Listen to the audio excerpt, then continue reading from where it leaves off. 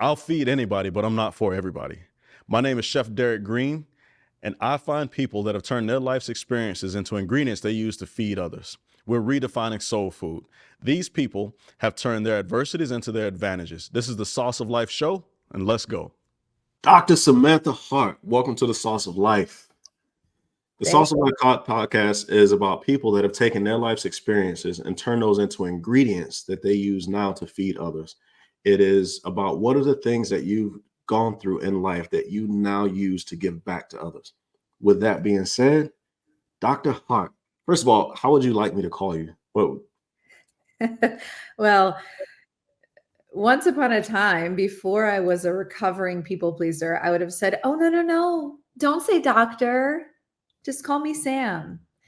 Now, how I straddled the line of, God damn it, I earned that doctorate, and you're also my friend, is introduce me as Dr. Samantha Hart. And then when we talk for the next 45 minutes to an hour, call me Sam or Samantha. Got it. Boom. So Sam, introduce yourself to the world, please. Oh, this is perfect because I've been working on that elevator pitch. You know, what is the thing I would say to people if they said, who are you? And here's how I'm going to try and answer that. I am somebody who helps women who are overcoming physical or mental trauma rediscover hope, resilience, and joy. And by the way, women with an asterisk, because I can help anybody, but I think that is a specialty because I'm a woman. And really who I'm helping is the former version of myself. And I have a unique way of doing that because I'm a physical therapist, best-selling author, and life coach with 15 years sober. So my approach when I coach somebody is uniquely my own. And it is this beautiful fusion of science and soulfulness. Science and soulfulness. Mm-hmm. Wow. You have quite a storied life. You've experienced a lot to help you get to where you are. So this Sauce of Life interview is very exciting for me. You actually, I met you at a book launch, basically, Breaking the Circuit. I am enjoying this book. I have not met another person that is as open or transparent as I am, as you're looking to take the experiences of your life and to use those to help other people. The rawness of this book is amazing. When you started writing this, like, what was it that inspired you to begin writing this book? There is a very direct and blunt way that I can answer the question, what prompted you to start writing your book? And I'm going to get there in a second. Before that, though, I really believe our lives are a series of stories, and we all have stories to tell. Whether or not we will excavate the stories, learn from them, heal from them, such that we are able to share them, such that we are brave enough to be willing to share them, is up to the listener. And I had a yearning to write a book for many, many years before I wrote one, like so many of us do. And I never knew what the impetus would be to actually put pen to paper, because what a huge goal to write a book. And also it comes with a lot of limiting beliefs. Well, who are you to write a book? Why is your story so you haven't been through enough? You need to be famous first. The list goes on and on about why you shouldn't. And on March 13th in 2022, I lost my sister to a drug overdose. And I don't remember much about that day except the guttural pain and sobbing. I was in the Austin airport and I had to get on a plane, hysterical. And I remember tipping the wide brim of my hat down to hide my face.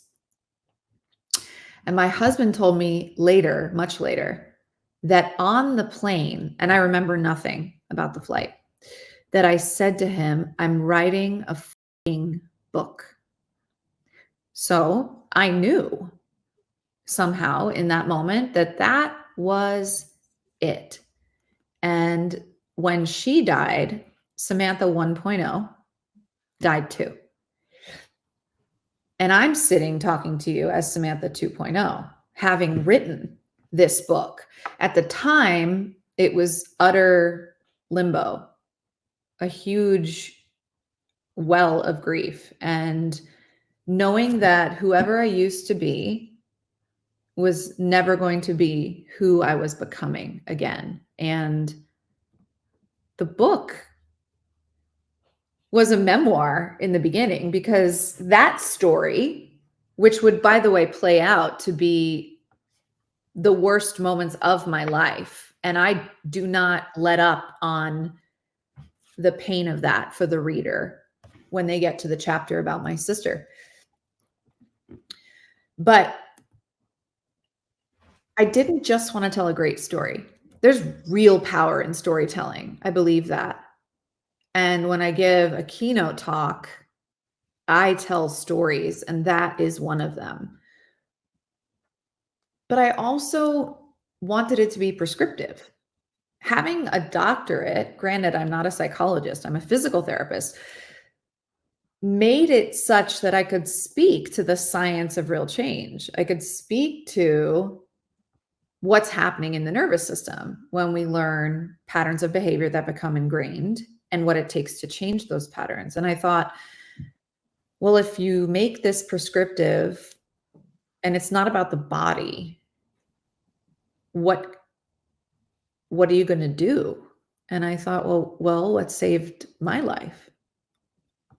And only when I worked the 12 steps in a modern way that was applicable to the crisis I was in, did my life actually change for the better.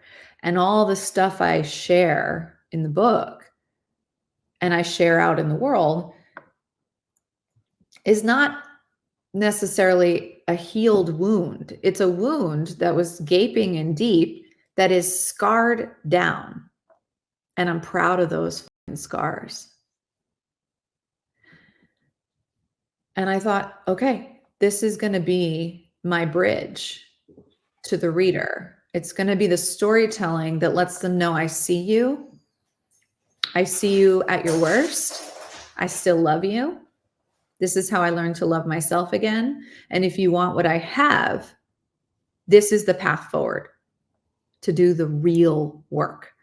And that felt really true to me. So I'm so proud of what the book became, having absolutely no idea when I said I'm writing a book, what it was going to be.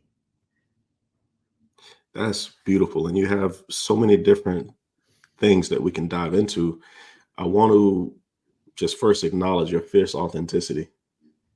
I love it. Always have from very first moment. Because we live in a world, in my opinion, where everybody is worried about being an Instagram model or being, as you said, a recovering people pleaser or a people pleaser, but you're a recovering people pleaser. Mm-hmm. So that it's almost like I'm Dr. Samantha Hart. I'm Samantha Hart. I'm Sam. You see me and accept me or get out of my life. That's kind of the way I look at you now. But your sister was instrumental in your young life. And in the book, you go a lot into your early childhood with your mom, your dad, and your sister. You don't mind going into that a little bit, please? Sure. Yeah. It's amazing how clearly I can see things from where I sit today. And of course, at the time, that was just my normal reality, as it is for us as kids. And I think for so long, things seemed completely normal to me. In terms of, my two parents live in the same house. We live in this lovely neighborhood in Brooklyn, New York, that we really shouldn't have been able to afford because people with money lived there and we didn't have any. And somehow we got in to this neighborhood and we were smart and we were popular. And yet, as I I say I came online in early adolescence. I really don't remember a lot of my early childhood, probably for good reason. And I'm always curious with all the healing work, is there stuff that's going to pop up in this next chunk of my life that I'm going to be ready to remember? I don't know. When I feel like I really start remembering things, it's when my dad was summoned to the basement. And what I understood about their relationship was that when my sister and I were really young, my dad was sort of in charge, if you will, in terms of power dynamics, and he controlled how much money was being spent. And my mom would try to hold his hand and my dad would pull away. And it was just this series of rejections across all fronts for my mother. And once she found out he had gambled away a ton of money that my mom's dad, so my grandpa, who died when I was very, very young, who I barely remember, that he left for us, it was like, you are dead to me. And not only was that the case, my mother let my sister and I know. So my dad was living in the basement in the same house, but he was emotionally absent. And my mother overshared. So every horrible thing my dad ever did to her, we knew all about it. Every affair she was having on my father, we knew all about it. We were exposed to sex and drugs and infidelity as though these things were normal. And the really confusing thing about the drug part is that my mom was abusing prescription pills. So there was this sense of, well, they're prescribed to her, but also the doctor cut her off. And then my dad got the prescription in his name, but it's not for him, it's for her. And then she acts really different when she takes them. And when I ask her about it, she tells me to stop asking her about it. So super confusing. And my mom always seemed so sad, so stressed, so anxious. And I was so sensitive that I felt like, okay, when I speak up, I get told, don't ask that again. And so what I'm going to learn how to do is become whatever my mom needs me to be. So I'm going to be good, and I'm going to keep the peace, and I'm going to try to make everybody get along. I'm going to get straight A's, right? And so we're really setting up a breeding ground for not just the fact that I had the disposition for perfectionism, but pouring gasoline on a fire. Because in order to feel safe and loved in my home, I had to please, perform, and perfect. So by the time I went away to college, I had overshared a ton of what was going on in my house to my peers, who then, because they didn't earn the right to hear it, and we were young, and this is what kids do, everyone talked about me, and I was the lesbian and the slut and the this and the that. And I just kept pleasing and performing and perfecting and coming into school like everything was fine, and it totally wasn't fine. And I went away to college and thought, thank God, like, get me out of here. Get me out of here. And all of a sudden I was questioning the house in which I was raised. I was questioning, why did my mother tell me all those things? And where the hell was my father? And what is actually true and what is false? But that desire to be perfect was seared into me. And that would sort of take me to the next massive moment in my life where the picture that I was trying to present to the world was going to collapse. And there are so many of those moments in the story of my life, but that set me up for the next one. I'm listening to you and going, man, which one? Because you had so many, not being disrespectful or anything, but it's like you had so many of them. And as you're talking, I'm realizing, and it not just as you're talking, but as I read the book, I'm remembering how many Samantha's I went to school with, how many people, young kids, men and boys and girls, that I witnessed behaviors and the labels, the stereotypes, but had no clue what was actually happening in their house that caused all of these things to occur, or the behaviors to manifest the way that they were. Mhm. You mentioned earlier having these unhealed wounds, and I don't want to forget this, because the way that you framed it is that these cuts were very, very deep in you, and they've scabbed over, but they haven't completely healed yet. And there's the potential that someone may ask the right question and cause a memory to pop up that you hadn't thought about in a long time, or anything like that. Mhm. And I just wanted to come back to that and kind of normalize that and say that it's acceptable, and it's normal that that may happen, because you may have compartmentalized aspects of your life. You became a chameleon. Here's the question. Mm. You essentially became a chameleon, what you refer to as a people pleaser, as a means of survival. This is something that I've heard many times from people that come from traumatic backgrounds, myself included. But this need to become a chameleon, to people please. When did you, or how long did that control your life, that need to please others?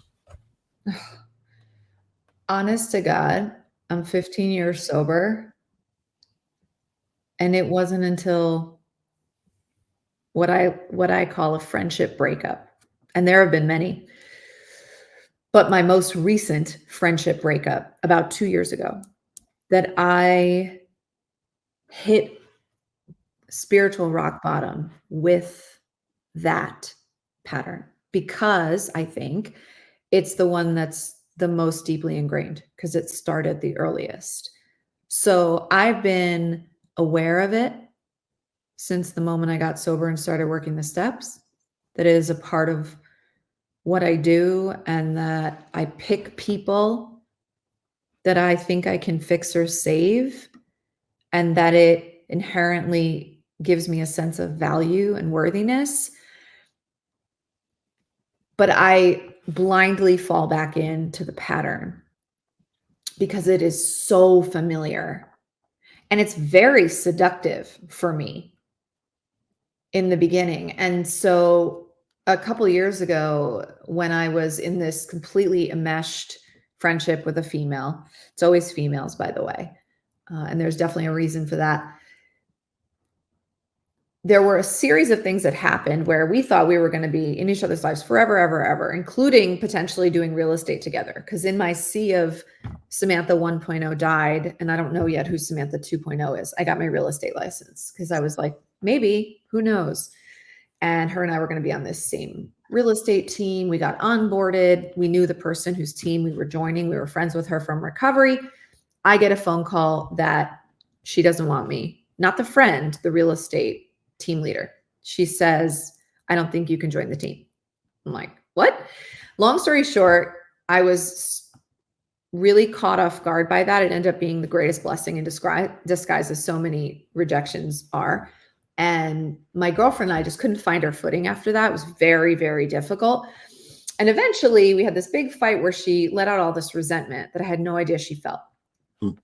And I was sitting outside of Equinox, and we were screaming at each other. And I'm thinking, you literally did everything again in this friendship to make her never leave. And she's leaving anyway. And it was almost as if the pain of that moment zapped me out of the pattern I had been in the most significant way that it ever had before. And I thought, I have been running on this idea of, it's not about the rupture, it's about the repair. Anything you can repair, go and do it. And I believe in relationship with others, when we can repair something, we should try, if both people want to. However, what I was trying to repair was stuff from my past with a person who was in my present. And so the second part of this is That which we cannot repair, we must mourn. And instead of grieving the mentally ill mother who could never fully be present for me, by the way, including in current day life, Okay. instead of mourning the sister who I always wanted to be close to and who pushed me away, who became a raging drug addict, who I tried to save and couldn't, who then died, who left me here in this world alone. Instead of grieving the losses of those very significant female figures, I tried to fix the story and change the narrative in these new female friendships, such that if I loved them hard enough, maybe they would never leave me, like my mom and my sister did. That all had to happen so that I could go, oh my God, if I don't heal this, I'm going to keep doing this. And I will never have the kind of love and sturdy friendship that I'm desperately seeking. So that is one of the newer wounds. And what's really cool is, I've had, as I made those realizations, real-time friendships that were heading down that codependent road again in an unhealthy way, that I've been able to shift and change by trying on new boundaries and seeing if they still spoke to me, by instead of going, I'm in love with how you make me feel. That's how in it I would be with these friends. I'm in love with how you make me feel, which immediately gives them all the power, because I'm waiting on how they make me feel to be okay. Instead of going, do I love how I feel when I'm with them? Totally different. And if I don't, what's coming up for me? What's changing in the friendship? Is there a boundary they're crossing? Do I need to assert a boundary because something isn't working for me? All of a sudden, it's about my well-being, not theirs. That is a work in progress, but I've made so many strides since 2 years ago, and I'm really, really proud of that. I'm proud of you. And I appreciate that, again, with the emotional vulnerability and just the authenticity and conversation here, and allowing people to know that this is a journey that you're on. So even as you sit here, Dr. Samantha Hart, best-selling author, guru to so many, you're still figuring things out also. Something that you said there about repairing the past with the present, that phrase just stuck out to me, repairing the past with the present. And I'm wondering, how many times do you encounter people as you're dealing with something in the book you call soul sickness? I would love for you to explain what soul sickness means. And then, if you don't mind, how that can manifest, or if it manifests, when you're trying to repair past hurts with present relationships. Yeah, and I think we need to get a little granular here, because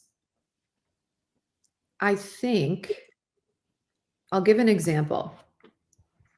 Only recently, with the loss of my sister, have I begun to consider going back in time. And it's really sad because the happy memory bank is not very full. It's limited. But I've been thinking, can I try to remember really happy moments where we're just belly laughing, her and I, knowing full well that when I get through remembering the joyful thing, I'm going to get hit with, again, the sadness that she's not here, so that I can give myself permission to experience more joy with that relationship. So in that regard, I am trying to heal my past in the present. And that's a good thing. That's a good thing. But when I'm trying to heal the past trauma with my mom through a friendship with my girlfriend, I'm in trouble. So it depends. It really, really depends how we are repairing the rupture and what the intention of repair is. Because for me, the intention with the friendships, I didn't know this because it was unconscious, but the intention was to jump over the grief, to not have to feel it, to just get that hole filled from somebody else. I didn't know that. The intention with my sister is to feel a burst of joy in 2024, 2.5 years after she died, knowing full well I was still gonna have to grieve right after. Such a different intention, right? So I just want to make that really, really, really clear, because sometimes it can be an amazing act of courage and healing to repair an old rupture in the present. And sometimes it's a spiritual bypass.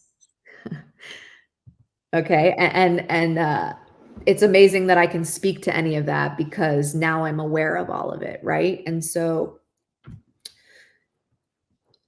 that part is so uniquely personal. What makes somebody essentially get zapped out of the way they've been behaving. And unfortunately, it's often a massive pain point that becomes so severe that you're like, I cannot keep living this way. What is going on? Right. Yeah. And actually, it dives really well into soul sickness. You know, I used to question, I still do, to be honest, you know, when I would come into AA and the classification of alcoholism or addiction as a disease and these hallmarks of behavior. Some of them would be, you know, self-obsession and fear, and this duality of thinking you're simultaneously the worst person ever and God at the same time, right? And so all these ideas of what it meant to be an addict were being put in front of me. And at the same time, I was running a clinic with a bunch of people who were not addicts. And I'm picking up the same presentation. They too had massive egos and no self-esteem at the same time. They too were obsessed about figuring something out when they were afraid. And I'm scratching my head thinking, is this unique to an addict, or is this part of the human condition? And is this a place that I can nestle into and treat somehow? So silently, I was diagnosing the people I was seeing with what I have come to call soul sickness.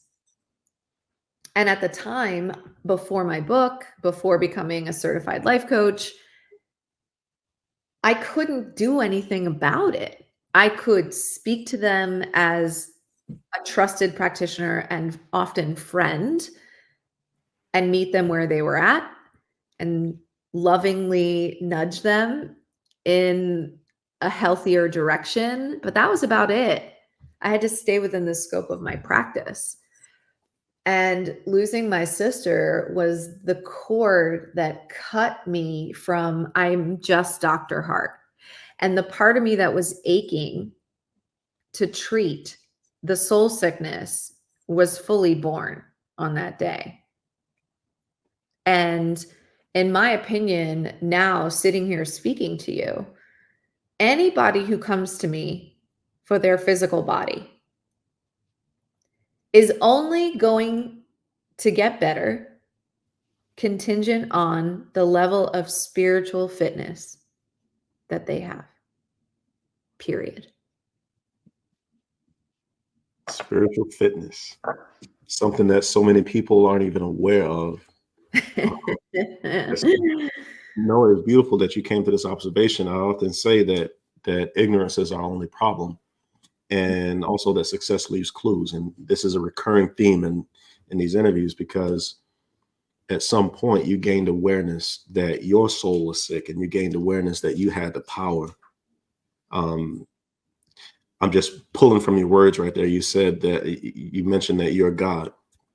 Well, if you take it from the context of you have the power to change your life and change your existence, you have the responsibility to stand accountable, to gain awareness, and to make changes, to shift the trajectory.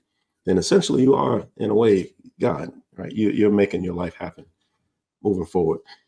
Um, anyway, thank you for sharing all that. You've mentioned your sister several times, and unfortunately, that's one of the things that we have in common, is the loss of a sister. Yours traumatically, as well. How has her name was Jen, right? Jen, Jessica. Jessica. Sorry, it was a J. That's okay.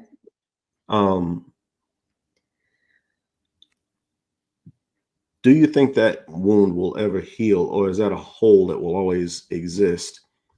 And I ask that from the context of understanding very little about your relationship, but understanding that things weren't always peaches and cream with you guys. But still, there's a huge hole there. Just like there's a hole with your mom and that desire for a normal relationship, had it existed. And I don't know about a father. I'll shut up and let you answer.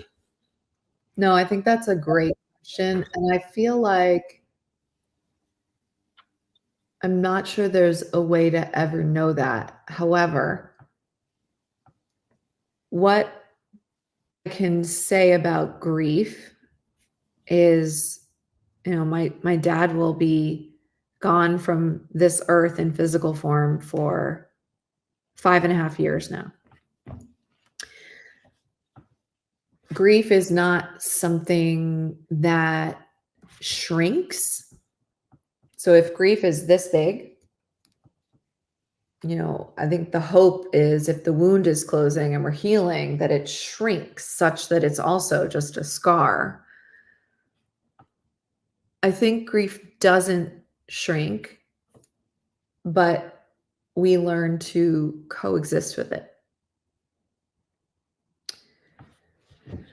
So, will my grief become less intense when I think of it? And will I think of it less often? That's been my experience with my dad. And compared to year one of losing my sister, that is true. The first year, the first 3 to 6 months, every single day of my life, I would be trying to function. I would be in the moment doing something as a mother, as a worker, as a wife. And then through my mind would go, your sister is dead. And everything would stop. Again and again and again, that would happen. It was this horrific pain bombardment, the same way that someone who finally decides to pay me cash to fix their knee pain, because their body's going, ouch, ouch, ouch, ouch, all of the time, where they can't take it and they want to do something about it. That's how severe it was. Does that happen now? Not nearly as often. Definitely happens. And when it happens, does it hurt? You bet it does. But it's not debilitating most of the time. So I'm at a point today where I would use the word healing. I am healing. I will probably always be healing from these things, especially that loss. But I am in a position where I can compare the way I have been leaning into my grief this time around versus when my dad died, versus when my sponsor died. And I have living proof of how much more beautiful leaning all the way into my grief has been. So even though I'm still healing from it, I have so much to offer. to someone who is face down in a pit of despair. And the thing about recovery, right? In the rooms of recovery, this is said all the time. If you have one more day sober than someone else, you are qualified to help. If you have 2 days and somebody has 24 hours, you have more time than they do, and you can share with them how you got through it. That is how I feel about my loss. I'm 2.5 years in. Somebody is going to wake up in the next couple of days, weeks, and months having lost a sibling to overdose. Can I help them even though I'm still healing? Absolutely. Mic drop. Literally a mic drop moment. Thank you for sharing that. I appreciate it. You yourself have actually OD'd before. Mm-hmm. Is there ever any guilt associated with that, or the fact that your sister didn't make it but you did? And I don't mean, if that's too painful a journey, we can cut that out. And no, actually, nobody's ever asked me that, and I can happily say no. No, I mean, I think the larger response is where my feelings come out around that is against addiction in general and unhealed trauma and untreated shame, and how desperately I want to be a vehicle for helping people release their shame and trauma such that it doesn't get so severe in anesthetizing their pain that they die from it. Like, I've taken all of that and been like, oh gosh, this at the root of all of this is such a corrosive amount of shame that this person is willing to put their life on the line to not feel it. What can I do about that? And I think living for so long with such a vicious inner critic and knowing full well that that is a miserable way to live and it is not a way to serve others, that I have wasted virtually no time beating myself up, guilting or shaming myself about my outcome compared to my sisters. I've instead gone into action because nothing will move our energy and our purpose quicker than taking action towards the direction of the person you want to be. Right. And in recovery, again, there's this saying, and I've been thinking about it so much lately. You cannot think your way into right action. You can only act your way into right thinking. So if I were to think and ruminate about why did I make it and she didn't? And by the way, she overdosed a zillion times and did make it. And then this time she didn't, right? Why? Ruminate on all the things I can't control to see if I can make sense of the story and change it somehow and prevent it from ever happening again, as if I had any control over that. I know what that looks like to play that part and think and ruminate and obsess. I spent so many years of my life doing that.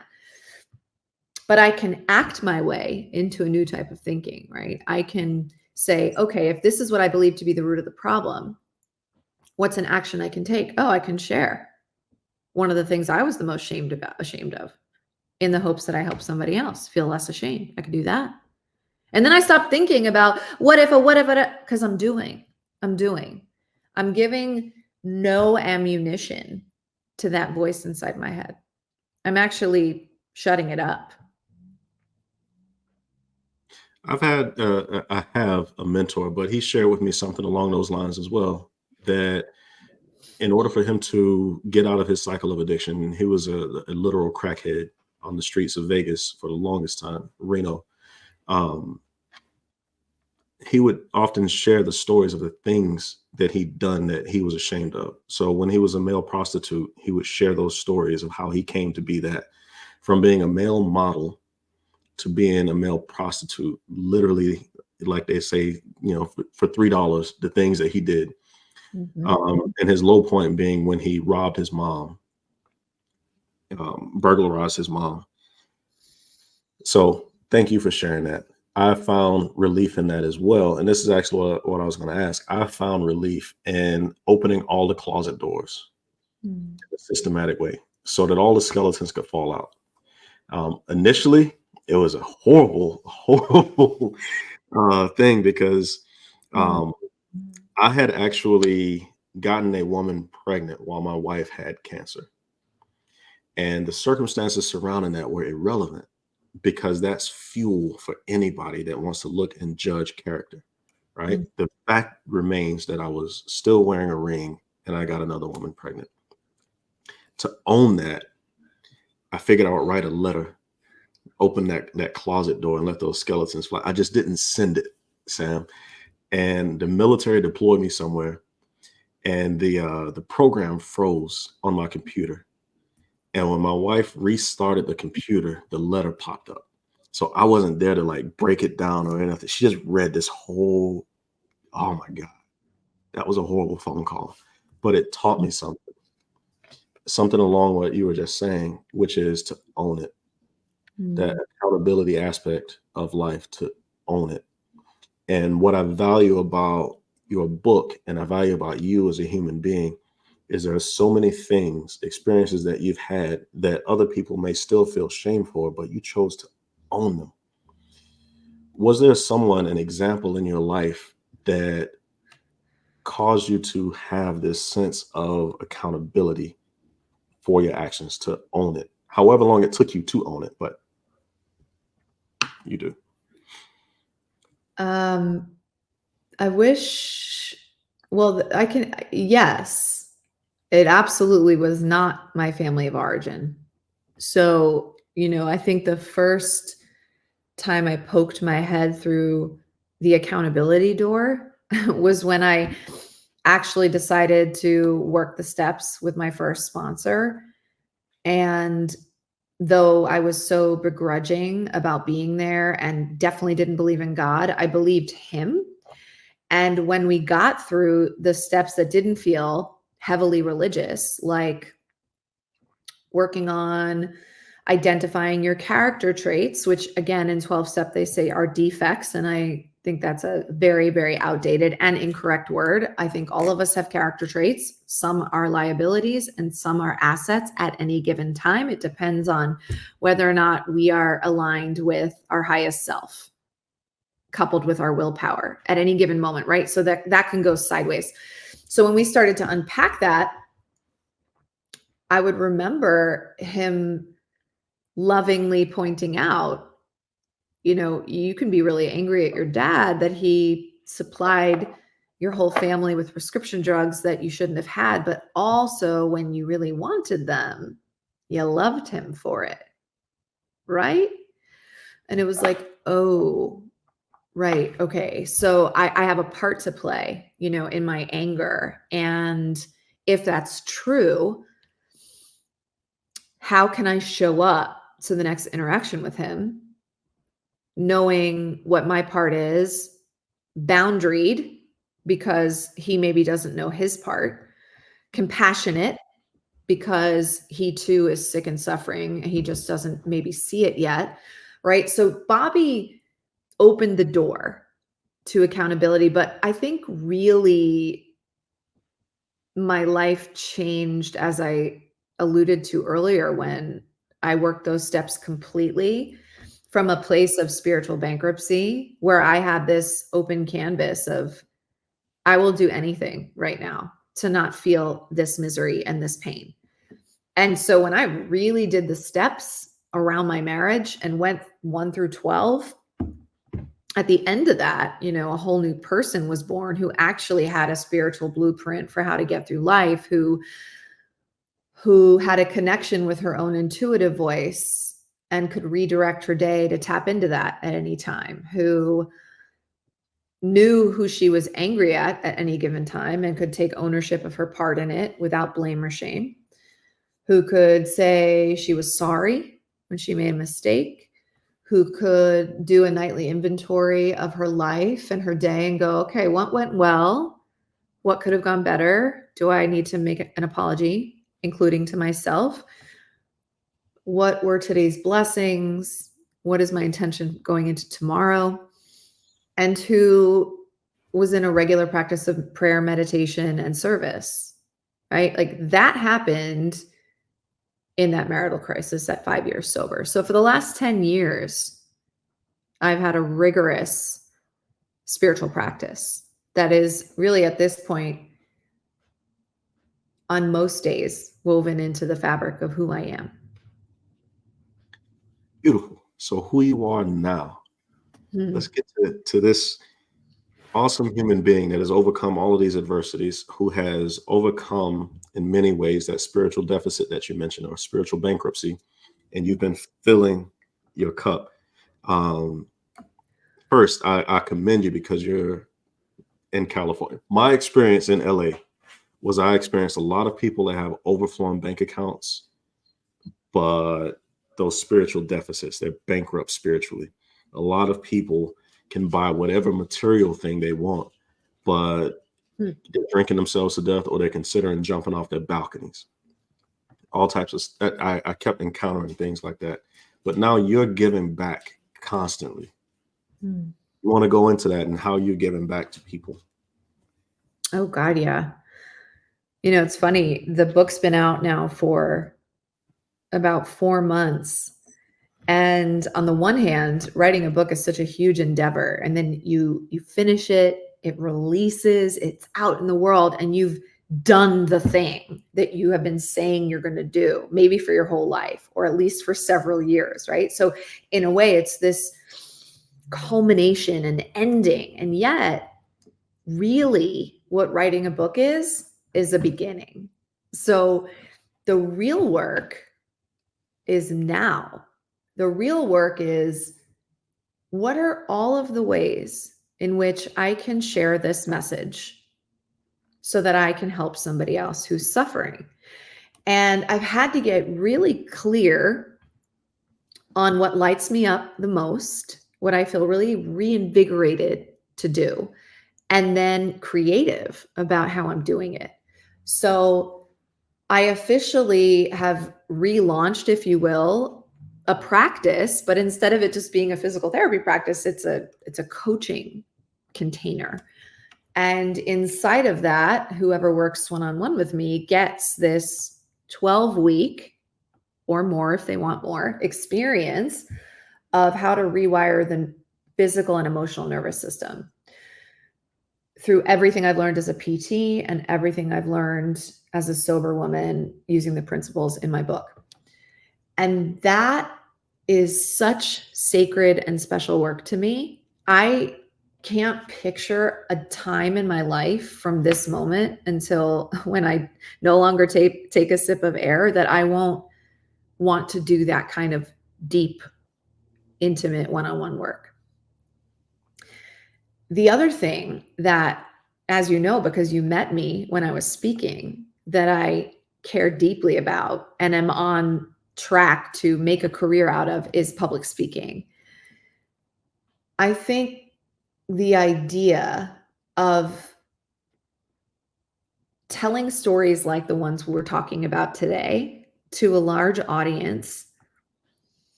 and providing key takeaways for how people live, love, parent, lead companies is the stuff of my dreams, because it's another way to make great impact. And if I zoom in, right? So I have big dreams, right? I want to be one of the greatest public speakers of all time. I want to have a robust coaching business. I'm going to say all of that because that is my destiny. And if someone took that all away, right now. I've already done the thing. I have already broken the cycle of dysfunction, mental illness, and addiction from generations before me. My children know a sober mother.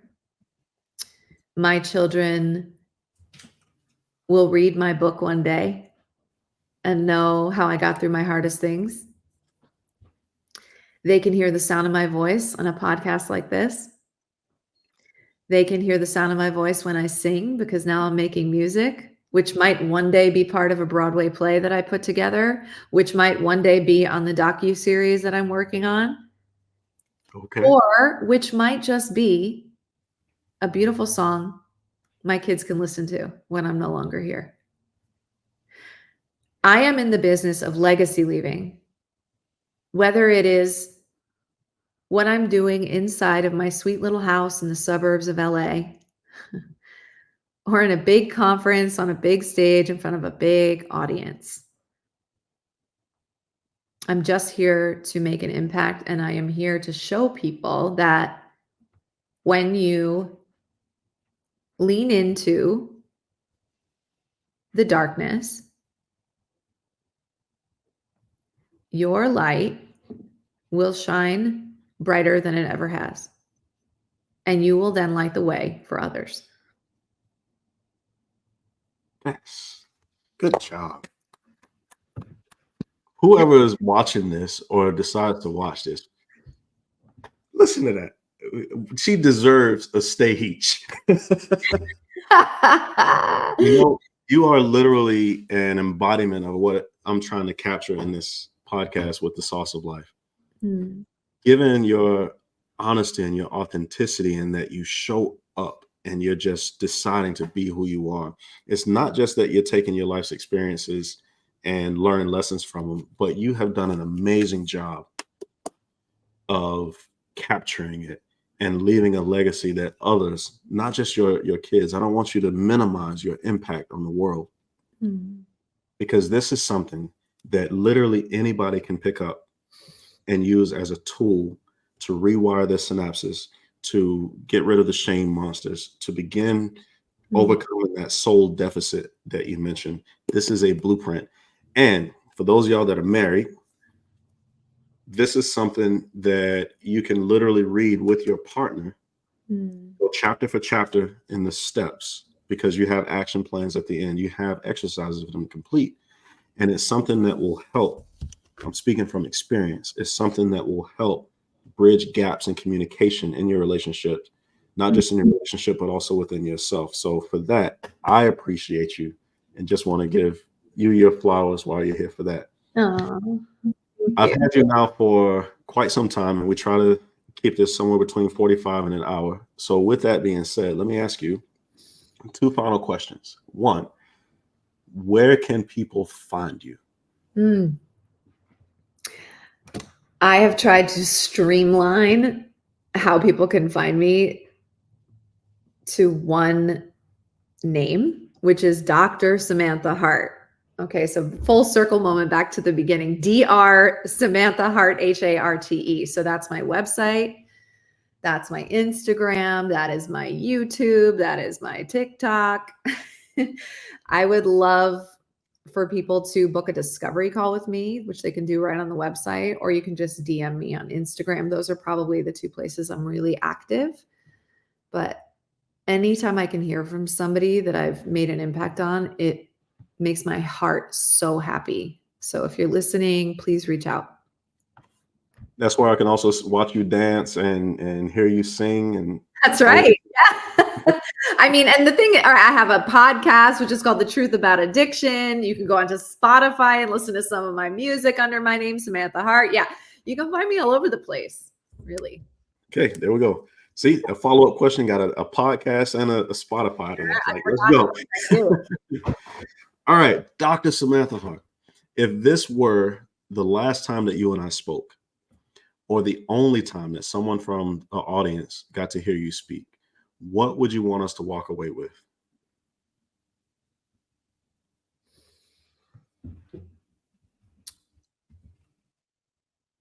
If you hear nothing else, no matter what you've ever done, no matter how bad of a choice or a decision or behavior that you ever made, you are not a bad person. You are a good person who made a bad choice, and you are worthy of love, connection, and belonging. Well said. Thank you so much for your time. I Thanks for appreciate having it. me. And I definitely know that this is going to be impactful for people. There are literally friends of mine that I'm going to send this to as soon as it gets done downloading because they need to hear your words today. So thank you. Thank you so much for having me.